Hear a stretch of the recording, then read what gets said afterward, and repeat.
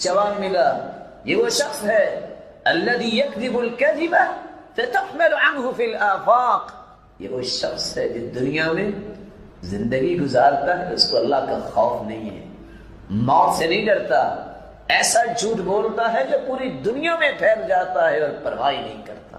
میرے بھائیوں، یہ قبر کی ہولناکیاں، اس سے ہر وقت اللہ کی پناہ مانگنی چاہیے۔ اس قبر کے عذاب سے بچنا ہے تو آؤ رسول اللہ صلی اللہ علیہ وآلہ وسلم کے بتائے ہوئے طریقے آپ کے سامنے میں پیش کیے دیتا ہوں۔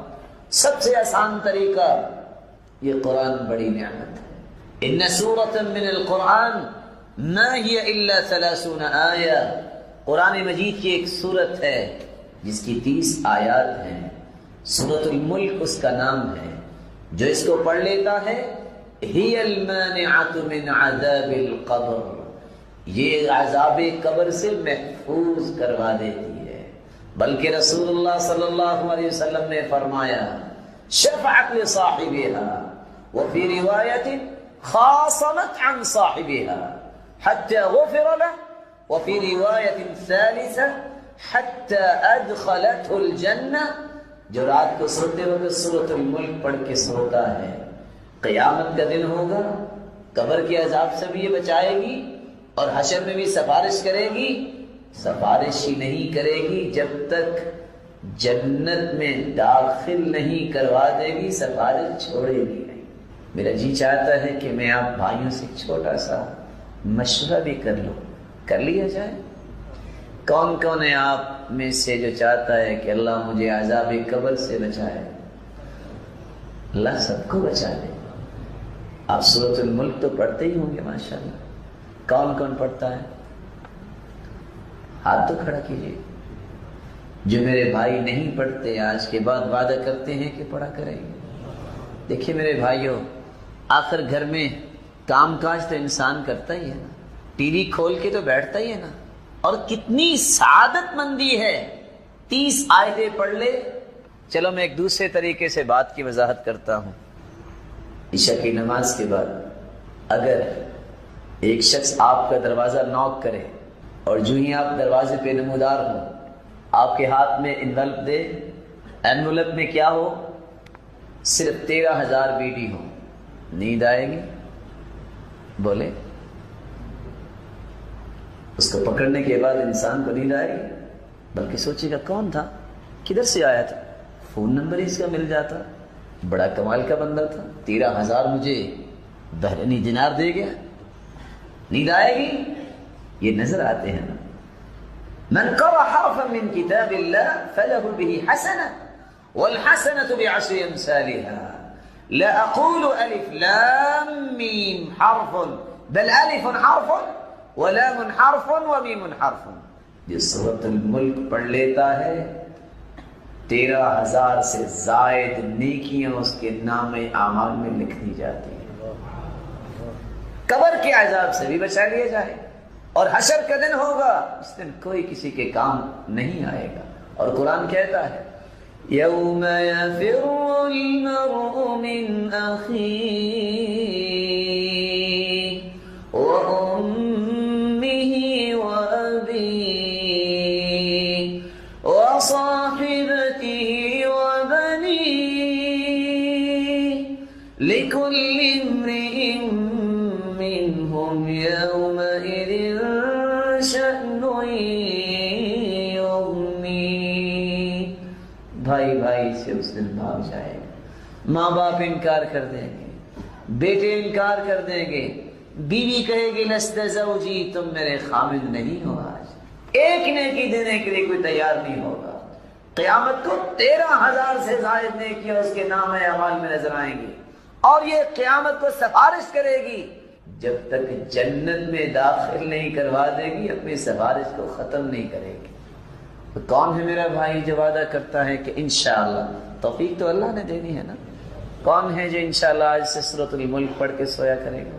کے اندر بہت سارے ایسے مواسم رکھے ہیں جن میں متقی اپنے تقوی کی تجارت کو فروغ دیتے ہیں اور مومن اپنے ایمان کی تجارت کو بڑھاتے ہیں۔ ان میں سے ایک تجارتی موسم رمضان مبارک کا بھی آنے والا ہے۔ اس مہینے کے لیے رسول اللہ صلی اللہ علیہ وسلم نے جو امت کو رہنمائی دی، آپ صلی اللہ علیہ وآلہ وسلم نے شعبان کے اندر روزے رکھے۔ کیوں روزے رکھے؟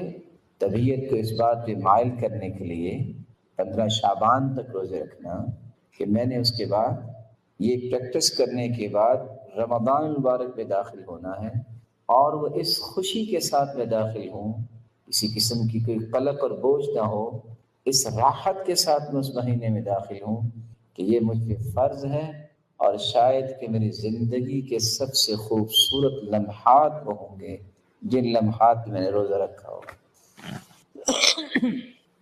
قرآن و حدیث کے دلائل کو دیکھا جائے تو یہ گنتی کے چند اعمال ہیں جن کے بارے میں اللہ ذوالجلال نے فرشتوں کو حکم دیا ہے کہ آپ ان کا اجر لکھ ہی نہیں سکتے۔ الصوم لی وانا اجزی بہ، بس یہ لکھ دو کہ روزہ رکھا۔ فرشتوں کے پاس کیلکولیشن کا کتنا بڑا نظام ہے، وہ کیلکولیٹ ہی نہیں کر سکتے کہ اللہ ذوالجلال روزے کا اجر کتنا دیں گے۔ اس لیے اللہ ذوالجلال نے فرمایا کہ الصوم لی وانا اجزی بہ، بس یہ لکھ دو کہ روزہ میرے لیے ہے، اور اس کا اجر بھی میں اپنی شان اور عظمت کے مطابق ہی۔ اس کی ایک جھلک حدیث نے بیان کی ہے جو صحیح بخاری اور صحیح مسلم کی روایت ہے، ما من عبد يصوم يوما في سبيل الله إلا بعد الله بذلك اليوم وجهه عن النار 70 خريفا۔ یہ روشن چہرے پڑھے لکھے ہیں، اگر 70 سال سفر کیا جائے 120 گھنٹے 120 میل کی رفتار سے بھی، تو کتنا سفر بنے گا؟ ایک روزہ، اور وہ بھی نفلی روزہ اللہ کی راہ میں کوئی رکھتا ہے تو 70 سال میں جتنا سفر ہوتا ہے رب تعالیٰ اس انسان کو جہنم سے اتنا دور کر دے۔ اگر نفلی روزے کی یہ شان ہے جو صحیح بخاری اور مسلم کی روایت بتا رہی ہے، تو اللہ جلال نے اس فرض روزے کا انعام کتنا رکھا ہوگا۔ اس لیے جب صحابی ابو امامہ رضی اللہ تعالی عنہ نے سوال کیا تھا کہ مجھے کوئی وصیت کیجیے، فرمایا علیک بالصوم فإنہ لا مثل لہ، تم روزہ رکھا کرو، اس کے مثل کوئی عمل نہیں۔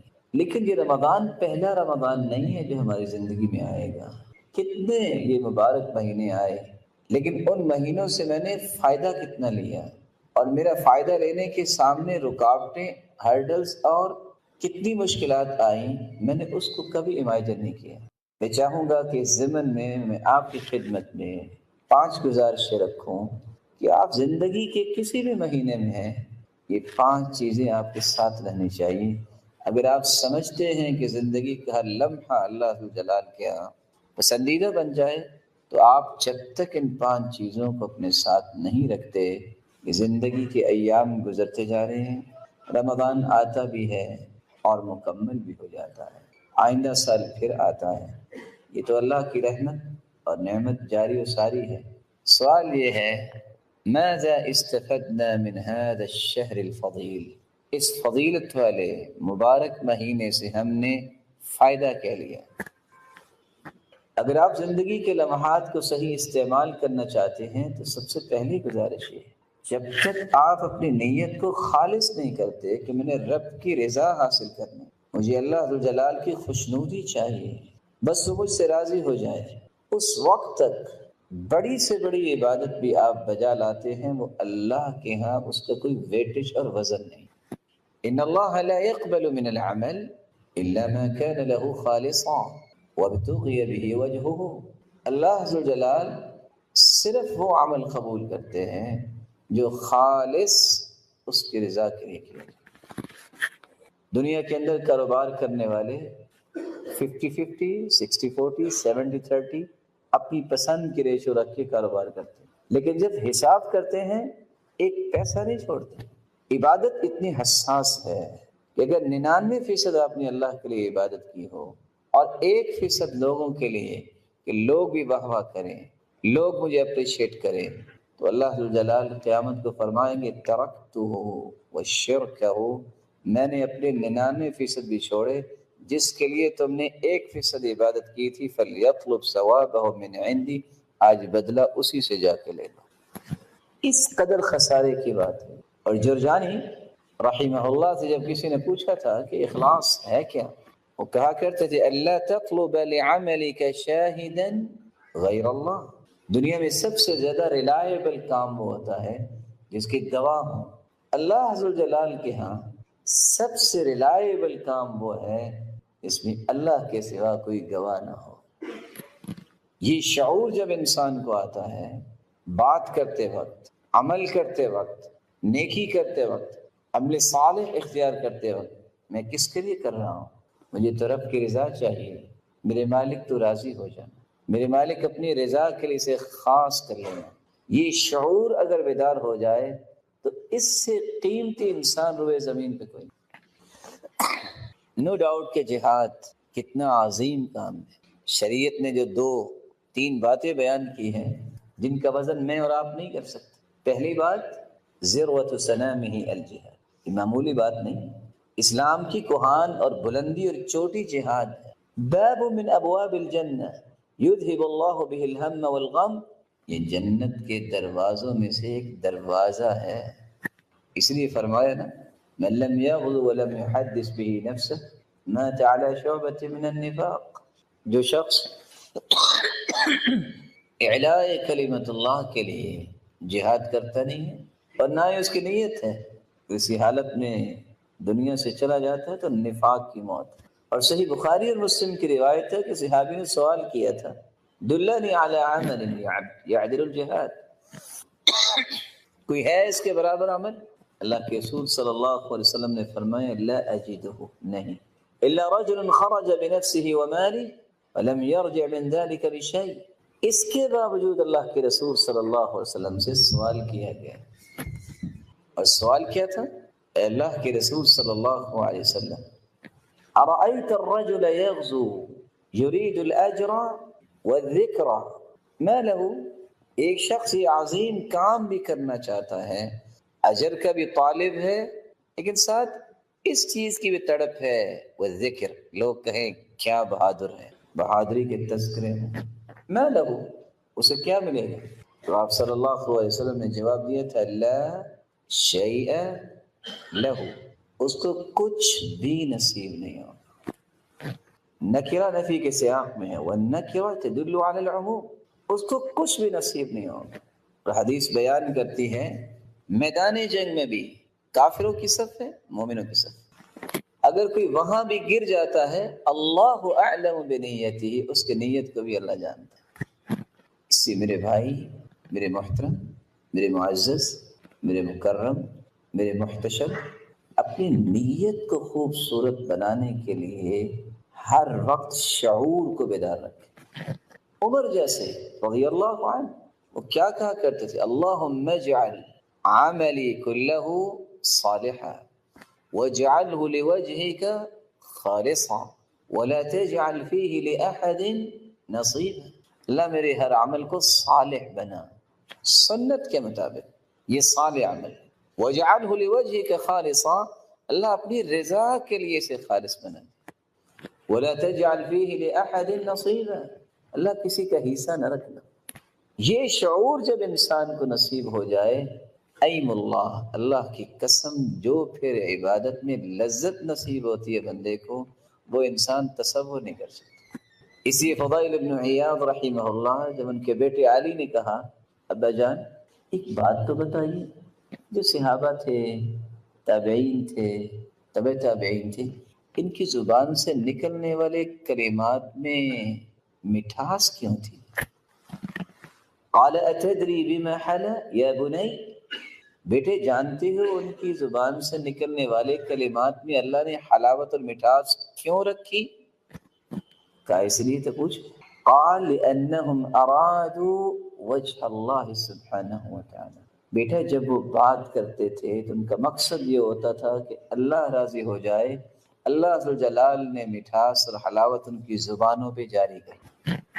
حمدون بن احمد جب کسی نے سوال کیا کہ سنا ہے آپ کو اللہ نے بڑی دانش سے نوازا ہے، ما بال کلام السلف انفع من کلامنا، صحابہ اور تابعین اور تبع تابعین کی زبان سے نکلنے والی گفتگو میں اتنا نفع ہوتا، گفتگو تو ہم بھی کرتے ہیں، یہ فرق کیوں ہے؟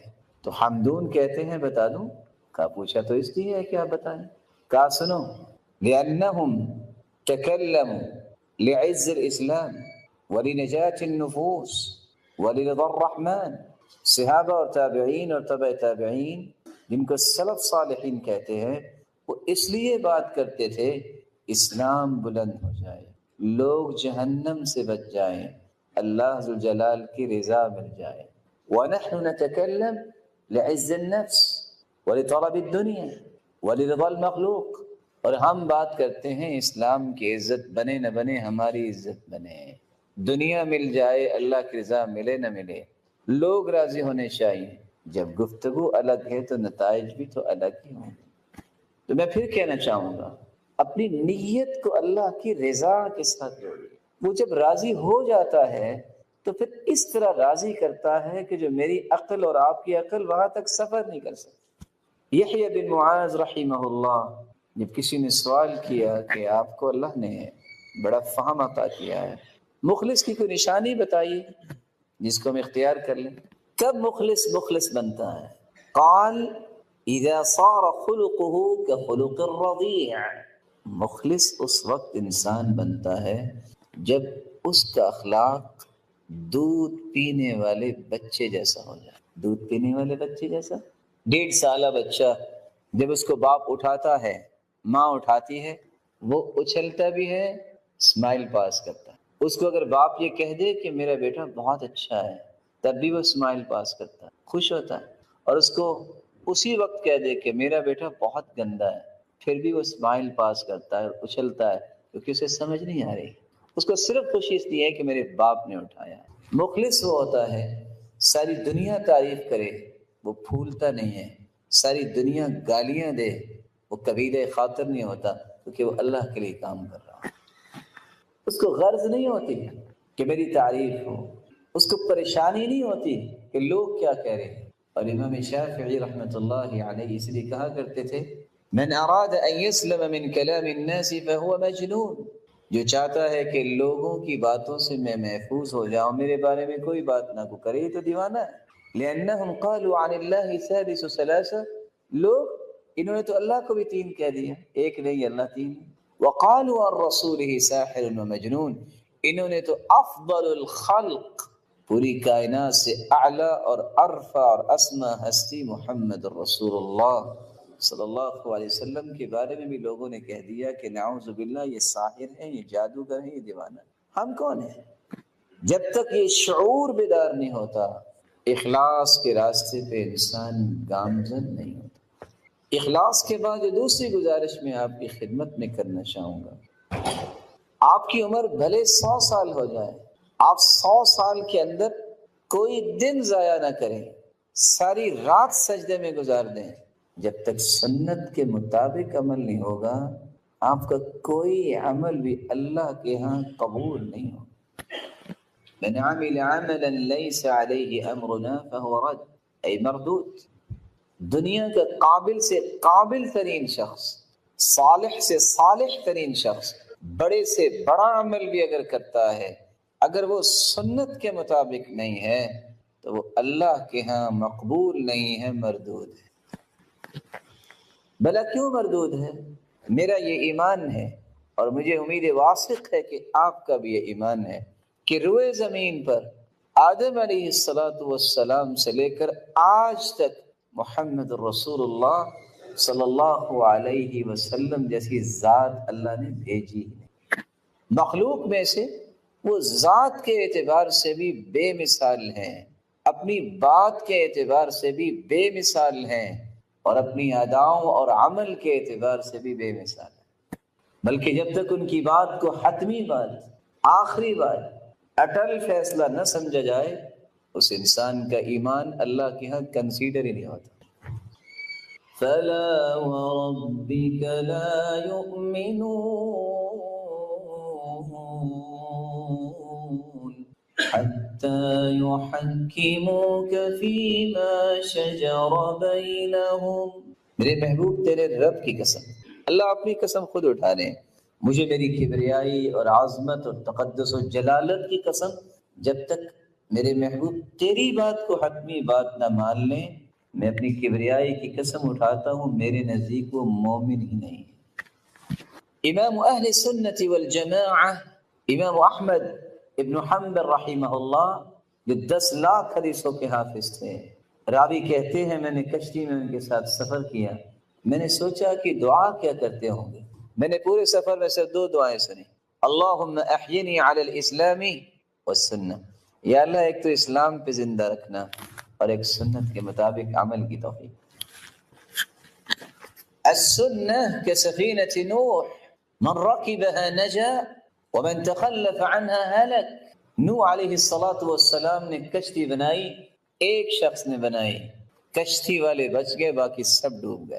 یہاں ٹائٹینک بنانے والے 100 سے زائد تھے، وہ سب کے سب کشتی سمیت ہی ڈوب گئے۔ یہ فرق ہے اللہ کے فیصلوں اور مخلوق کے تکبر میں کہ یہ ہوگا اور وہ ہوگا۔ اللہ کی طاقت کے سامنے کون ٹھہر سکتا؟ جس طرح کشتی میں سوار ہونے والے بچے، باقی سب ڈوب گئے، سنت کے مطابق عمل کرنے والے ہی بچیں گے، باقی سب کے سب اپنے زندگی کو خسارے میں ڈال دیں گے اور ان کے اعمال بھی ڈوب جائیں گے۔ رسول اللہ صلی اللہ علیہ وآلہ وسلم کی سنت، اس کے بغیر تو عمل کی کوئی قیمت نہیں۔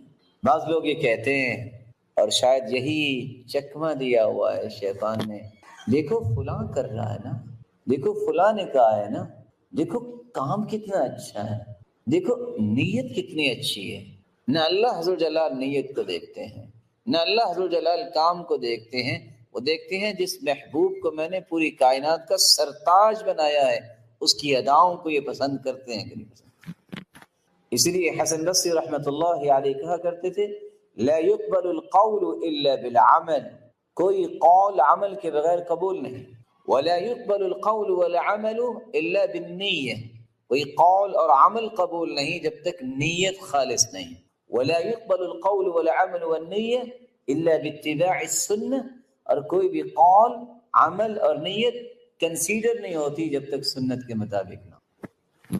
سنت کے مطابق عمل کرنا یہ اس وقت ممکن ہے جب ہم حدیث کی روشنی میں اپنی زندگی کے زاویوں کو دیکھتے ہیں۔ میں صحیح مسلم کی ایک روایت کوٹ کرنا چاہتا ہوں، اس اشکال کو دور کرنے کے لیے جو بس اوقات انسان کو پریشان کرتا، رکاوٹ بن جاتا ہے۔ میں چھوٹے چھوٹے 3 سوال کروں گا اس بات کو قریب کرنے کے لیے۔ صحابہ سے بڑھ کے دنیا میں کوئی آیا؟ بولیے۔ ان جیسی نیت کسی کو نصیب ہوئی؟ اور ابھی آپ نے حدیث سنی کہ اگر نفلی روزہ رکھا جائے تو جہنم سے کتنا انسان دور ہو جائے گا ایک روزے کے بدلے؟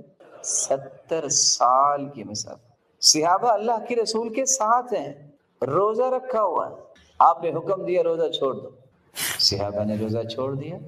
کچھ صحابہ نے کہا ان عندنا نجدہ، ہمارے پاس طاقت ہے، اگر جہاد کی ضرورت بھی پڑی تو ہم جہاد کریں گے۔ انہیں روزہ نہیں چھوڑا، نیت بھی خالص ہے، ہیں بھی صحابہ، رکھا بھی روزہ ہوا ہے، تمنا یہ ہے کہ روزہ نبھانا۔ کیا اس سے خوبصورت نیت ہو سکتی؟ فلما بلغ قراع الغمیم، جب قراع غمیم جگہ پہ پہنچے، فاخبر رسول اللہ صلی اللہ علیہ وسلم، اللہ کے رسول صلی اللہ علیہ وسلم کو اس بات کی خبر دی گئی کہ ان بعض الناس، کہ بعض لوگوں نے روزہ رکھا ہے۔ آپ نے کیا فرمایا؟ اولئک العصاة، اولئک العصاة، یہ گنہگار ہیں، یہ گنہگار ہیں جنہوں نے روزہ نہیں چھوڑا۔ صحابی ہو، کمال کی نیت ہو، روزہ ہو، جب اللہ کے رسول صلی اللہ علیہ وسلم کی بات آ جائے، نیت بھی خالص ہے اور معمولی سی تاخیر ہوئی تو کیا کہا؟ گنہگار ہیں۔ اگر میں اور آپ جو بہت ناکارہ لوگ ہیں، اور ہماری نیتوں کا بھی کیا وزن ہوگا، اگر ہم کوئی کام کریں تو ہم گنہگار نہیں ہوں گے جو سنت کے مخالف ہوگا؟ یہ شبہ بھی زائل ہونا چاہیے ذہن میں، فلاں تو بڑا قداور شخص ہے، اس کا تو بڑا ویٹیج ہے۔ دنیا کے ہر قداور شخص کو جمع کر لیا جائے، پوری کائنات کو، محمد مصطفیٰ کی ایک بات کا مقابلہ نہیں ہے۔ سیدنا عبداللہ ابن عباس رضی اللہ تعالی عنہ کے پاس ایک شخص نے کہا کہ سیدنا ابو بکر یہ کہتے ہیں، اور سیدنا عبداللہ ابن عباس نے کہا اللہ کے رسول یہ کہتے ہیں۔ مقابلے میں کون ہے؟ وہ ہستی جس کے بارے میں اللہ کے رسول نے خود فرمایا تھا، میں نے دنیا میں ہر ایک کے احسانات کا بدلہ دے دیا ہے، لیکن ابو بکر کے احسانات کا بدلہ قیامت کو میرا رب دے. لیکن اس ہستی کی بات بھی جب اللہ کے رسول کے مقابلے میں آئی تو عبداللہ ابن عباس رضی اللہ تعالیٰ عنہ کہنے لگے خشیت ان تنزل علیکم حجارۃ من السماء، مجھے خوف آ رہا ہے کہیں تم پہ پتھروں کی بارش نہ ہو جائے. جب نبی کے مقابلے میں صدیق کی بات پیش کر رہے ہیں، دیانتداری سے بتائیے پوری دنیا کے اسکالرز اور ڈاکٹر جمع ہو جائیں، صدیق کی کسی ایک بات کا مقابلہ کر سکتے ہیں؟ افضل الامت بعد نبیها ابو بکر، اس امت میں سب سے اعلیٰ جو ہے اللہ کے نبی کے بعد وہ سیدنا ابو بکر. کسی گزارش جو میں آپ کے سامنے رکھنا چاہوں گا، جو میرے اور آپ کے عمل میں بس اوقات رکاوٹ بن جاتا ہے. میرے بھائی، میرے محترم، میرے مکرم، کسی ملک کے دستور کی کوئی حیثیت ہوتی ہے. مسلمان کے لیے جو دستور ہے وہ اللہ نے وحی کے ذریعے قرآن بھیجا. دستور اور کانسٹیٹیوشن کی ایک ایک شق اور ایک ایک آرٹیکل جو ہے وہ دسیوں مسائل کا حل ہوتا ہے. قرآن مجید کی ایک ایک آیت میری اور آپ کی زندگی کو رونق دے سکتی ہے، روشنی دے سکتی ہے. ہر روز جب تک میں اور آپ اس دستور کو پڑھتے نہیں ہیں تو زندگی کے اندر چارمنگ آتی نہیں، زندگی کے اندر سکون آتا ہی نہیں، زندگی بارونق بنتی نہیں. یہ اللہ نے رونق رکھی ہے زندگی کی تو ان تین چیزوں میں، قرآن کی تلاوت ہے، اللہ کا ذکر ہے، اور رسول اللہ صلی اللہ علیہ وسلم پر درود بھیجنا. ان تین چیزوں کو جو نعمت سمجھتا ہے، یہ اللہ کے وعدے ہیں کہ اللہ ذو جلال اس بندے کو بھی دنیا کے لیے نعمت ہی بنا دیتے. سیدنا عمر رضی اللہ تعالی عنہ، جن کے بارے میں ابن حجر اسقلانی لکھتے ہیں کہ 15 آیات رائے عمر کی ہوتی، اللہ اسے آیت بنا کے نازل کر دیا. کیا راز تھا؟ بیت اللہ میں تشریف لائے، کہتے ہیں یا رسول اللہ لو اتخذنا ذلك المكان للمصلى، یہ مقام ابراہیم پہ اگر ہم نماز پڑھ لے تو. ابھی یہ بات کر کے فارغ ہوئے، جبریل امین آئے، یہ آیت لے کر واتخذوا من مقام ابراہیم مصلى، آیت نازل ہو. سیدنا عمر رضی اللہ تعالی عنہ اللہ کے رسول صلی اللہ علیہ وسلم کے پاس آئے، کہتے ہیں یا رسول اللہ دخل علیک البر والفاجر ولو امرت امہات المؤمنین بالحجاب، آپ کے پاس نیک بھی آتے ہیں، بد بھی آتے ہیں، اگر آپ پردے کا حکم دے دے تو مومنوں کی ماؤں کو. ابھی آپ نے کچھ نہیں کہا کیونکہ آپ وحی کے بغیر تو نہیں بولتے تھے. جبریل آئے اور پردے کی آیات لے کے آئے.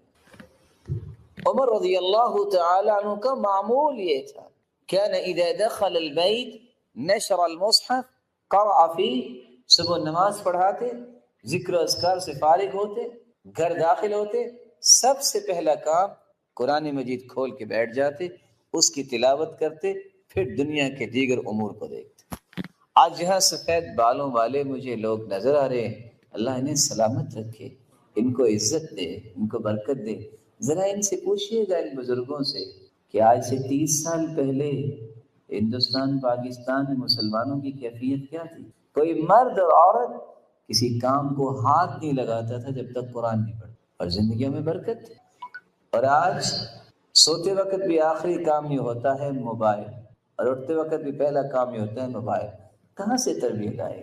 قرآن مجید کی تلاوت کو معمول بنائیے. ہم اصل میں رمضانی مسلمان بننا پسند کرتے ہیں، ربانی مسلمان بننا پسند نہیں کرتے. ہمیں ربانی مسلمان بننا ہے. اللہ کے رسول صلی اللہ علیہ وسلم نے یہ منہج بیان کیا ہے، اقرأ فی 40، زیادہ سے زیادہ 40 دن میں قرآن ختم ہونا چاہیے. اقرأ فی 30، صحابی نے کہا میں اور پڑھنا چاہتا ہوں، کہا تو 30 دن میں ختم کر لو. اقرأ فی 25، 25 دن میں ختم کر لو. اقرأ فی 20، نہیں میں اور پڑھنا چاہتا ہوں، کہا تو پھر 20 دن میں ختم کر لو. اقرأ فی 15، 15 دن میں ختم کر لو. اقرأ فی 10، اقرأ فی 7، یہ معمول تھا صحابہ کا. آپ 40 دن میں قرآن ختم کریں. اللہ عز و جلال نے جو قرآن میں لذت رکھی ہے، یہ آپ کے سر کے بالوں سے لے کے پاؤں تک آپ کو اس طرح سرشاری عطا کرے گی کہ دنیا کا کوئی کھانا آپ کو وہ لذت نہیں دے سکتا، کوئی خوشی آپ میں وہ سرشاری پیدا نہیں کر سکتی. یہ قرآن مجید کی تلاوت سے آپ کو نصیب ہو. اور یہ رمضان المبارک سے پہلے یہ 3 چیزیں آپ کے معمول بن جانا چاہیے. چلتے پھرتے اللہ کا ذکر، ہر روز نئے دن کا آغاز قرآن مجید کی تلاوت کے ساتھ، اور یہ وقت نکالا کرے کہ میں نے اللہ کے ذکر کے بعد درود بھی بھیجنا ہے اللہ کے رسول پر. یعنی کتنی خوش نصیبی کی بات ہے. حدیث کے الفاظ ہیں دعا قبول ہونا تو بڑی دور کی بات، جس دعا میں درود نہ پڑھا جائے وہ دعا آسمانوں تک پہنچتی ہی. ان اول الناس بھی اکثرهم علی صلاۃ، سب سے زیادہ قریب اللہ کے رسول کے وہ ہوگا قیامت کے دن جو سب سے زیادہ درود پڑھنے والا. چوتھی گزارش جو میں آپ کی خدمت میں کرنا چاہوں گا، بینگ مسلم، میری اور آپ کی ذمہ داری ہے کہ ہمارے اخلاقی رویے اس قدر عالی ہونے چاہیے کہ کافر بھی ہمیں دیکھ کے اور ہمارے رویوں کو دیکھ کے مسلمان. یہ بھولا ہوا سبق آخر میں اور آپ کب یاد کریں؟ ایک وہ اخلاق تھا کہ کافر مسلمان ہوتے، ایک آج اخلاق ہے کہ ہمارے اندر برداشت ہی نہیں ہے.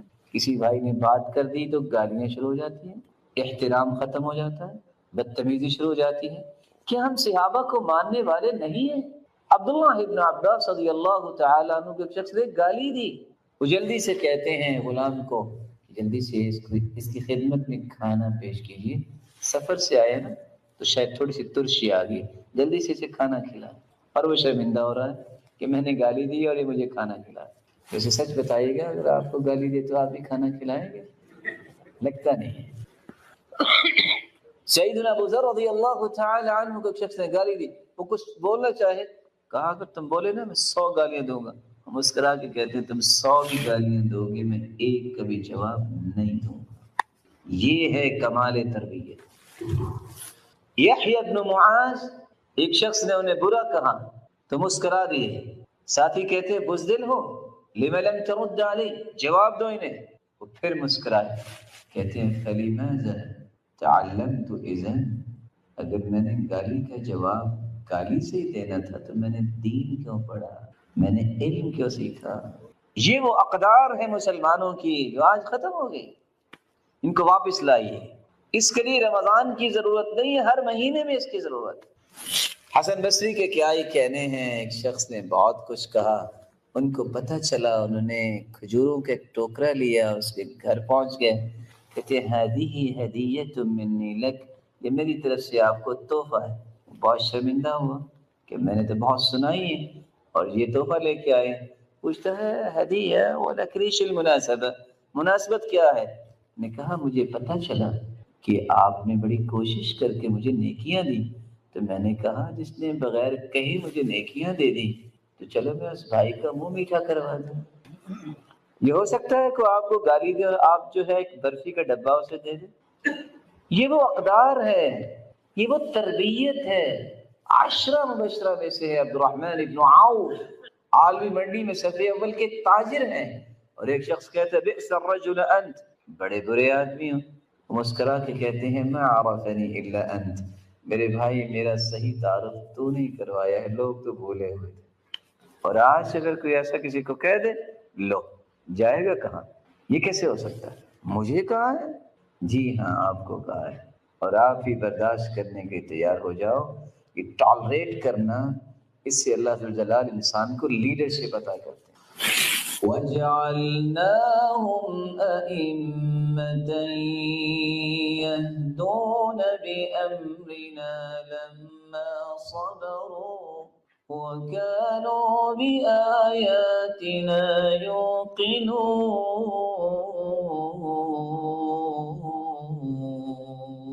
صبر اور یقین جس کو نصیب ہو جائے اللہ اسے قیادت اور لیڈرشپ عطا کرے.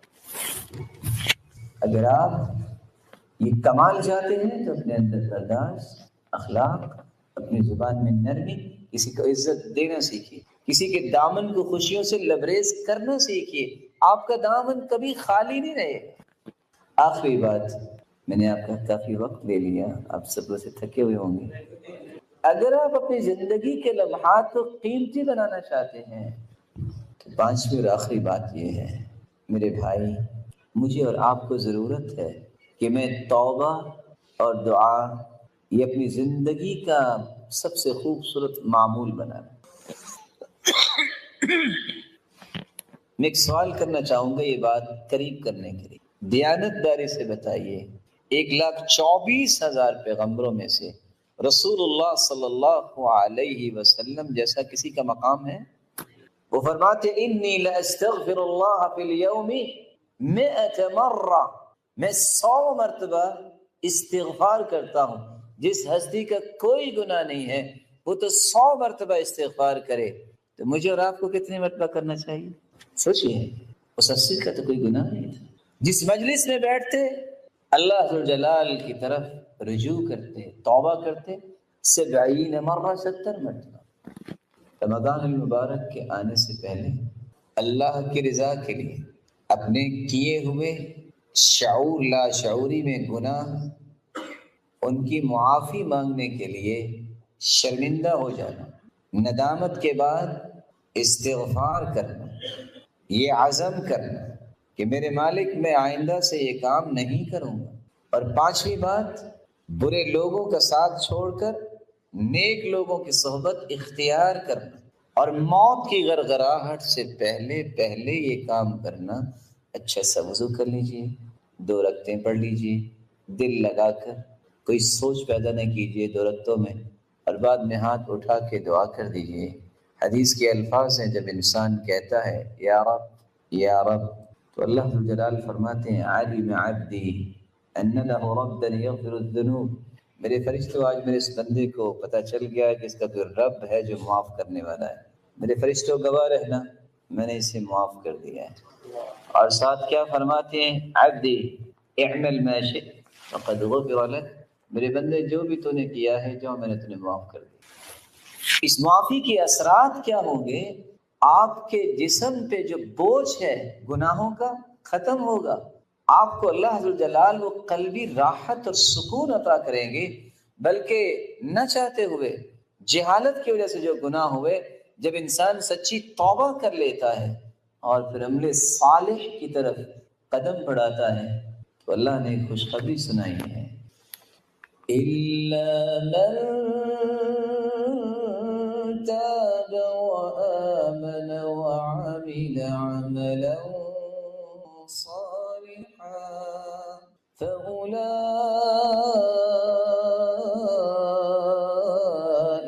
يَتُوبُ اللَّهُ عَلَيْهِمْ فَأُولَٰئِكَ يُبَدِّلُ اللَّهُ سَيِّئَاتِهِمْ حَسَنَاتٍ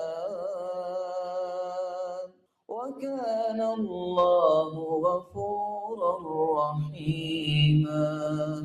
جو توبہ کر لے، عمل صالح شروع کر دے، اللہ ذوالجلال فرشتوں کو حکم دیتے ہیں، اس کی 50-60 سال زندگی گناہوں میں گزری ہے، ایسی فونٹ لگاؤ کہ ان گناہوں کو نیکیوں میں کنورٹ کر دو، اللہ اس سے بھی نیکیاں بنا دیتا۔ اس سے بڑی رحمت کیا ہو سکتی ہے کہ میرا مالک صرف معاف نہیں کرتا، ان نیکیوں، ان گناہوں کو بھی نیکیوں میں تبدیل کر دیتا۔ اللہ تعالیٰ سے دعا ہے یہ 5 کام کرنے کی ہمیں توفیق عطا فرمائے۔ ابن عون جب ان کے پاس ایک شخص آیا تو بڑا پریشان تھا، کہتے پریشان کیوں؟ کہتے پریشانی یہ ہے کہ پتہ نہیں کیا بنے گا۔ کہا تو اللہ پہ اعتماد رکھو نا، تم سے تو دیہاتی اچھا۔ کہتے کون سا؟ تو دیہاتی نے جہنم کی آیات بھی سنی۔ بعد میں پوچھتا ہے کہ ہم نے مرنے کے بعد کس کے پاس جانا ہے؟ کہتے اللہ کے پاس۔ کہتے وہ جو رحمان اور رحیم ہے؟ کہتے ہاں۔ کہتے پھر خیر، دیہاتی کو یہ یقین آ گیا کہ رحمان رحیم رحم سے محروم نہیں کرے گا، تو تم کیوں پریشان ہو؟ کہتے بس پتہ نہیں کیا بنے گا۔ کہتے بس 2 سوال کروں، جب کبھی اکیلے ہوتے ہو تو اللہ کے سامنے کھڑے ہو کے 2 رکعتیں کبھی پڑھی ہے؟ کہا جی ہاں۔ کہتے جب کبھی تم سے گناہ ہو جاتا ہے تو توبہ کرتے ہو؟ کہتے جی ہاں۔ لا تحزن، پھر پریشانی کی بات نہیں ہے، اللہ ذوالجلال تجھے اپنی رحمت سے محروم نہیں کرے۔ میں آپ سے بھی گزارش کروں گا جب کبھی اکیلے ہونا تو اللہ کے سامنے سجدہ کرنے میں جلدی کیا کریں۔